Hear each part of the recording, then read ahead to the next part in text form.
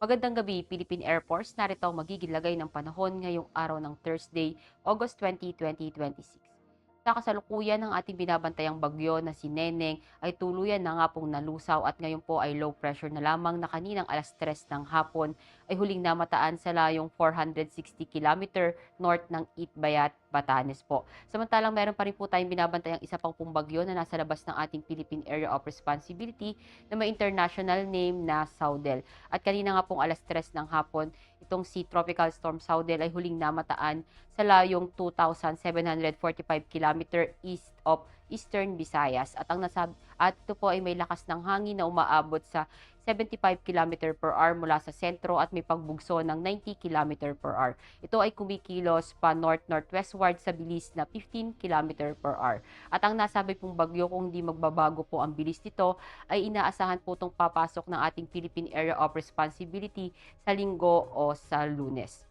Samantalang meron pa rin po tayong binabantayan pa pong low pressure po na nasa labas ng ating Philippine Area of Responsibility na kanina din pong alas 3 ng hapon ay huling namataan sa layong 1,725 km east ng northeastern Mindanao. At ang nasabi pong low pressure sa ngayon po ay may katamtamang tsansa na maging ganap na isang bagyo sa loob ng 24 oras.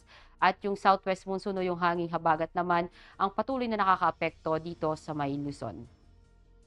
At para sa ating general area forecast para bukas, asahan po natin dito sa may Batanes, sa Lawag, sa Baguio, sa Kawayan, maging dito sa Palawan, yung maulap na kalangitan na may mga kalat-kalat na pag-ulan, pagkulog at pagkidlat. At sa Metro Manila at pangalabing bahagi ng Luzon, maging ang buong Visayas, maging ang buong Mindanao, asahan naman natin yung bahagyang maulap hanggang maulap na kalangitan na may mga pulupulong pag-ulan, pagkulog at pagkidlat. At para sa magiging lagay ng panahon sa mga susunod na araw, sa Metro Manila, asahan natin sa araw ng Sabado yung bahagyang maulap hanggang maulap na kalangitan na may mga pulupulong pag-ulan, pagkulog at pagkidlat. At pagsapit ng Linggo at Lunes, asahan natin yung maulap na kalangitan na may mga kalat-kalat na pag-ulan, pagkulog at pagkidlat. Maging dito sa Cavite, sa Lipa, sa Angeles, sa Puerto Princesa at sa Kalayaan Island. Sa Mactan, sa Zamboanga at Davao, asahan naman natin sa Sabado hanggang Lunes ang bahagyang maulap hanggang maulap na kalangitan na may mga pulupulong pag-ulan, pagkulog at pagkidlat. At para sa ating astronomical information, ang araw ay lumubog kaninang 6:16 ng hapon at sisikat bukas ng 5:43 ng umaga. Para sa ating moon illumination, meron tayong 54%.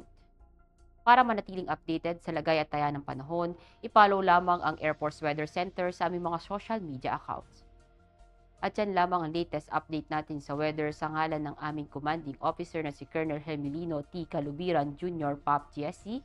Ako si Staff Sergeant Ashley F. Di Maculangan, Philippine Air Force, Weather Broadcaster ng Air Force Weather Center. Muli, magandang gabi, Philippine Air Force.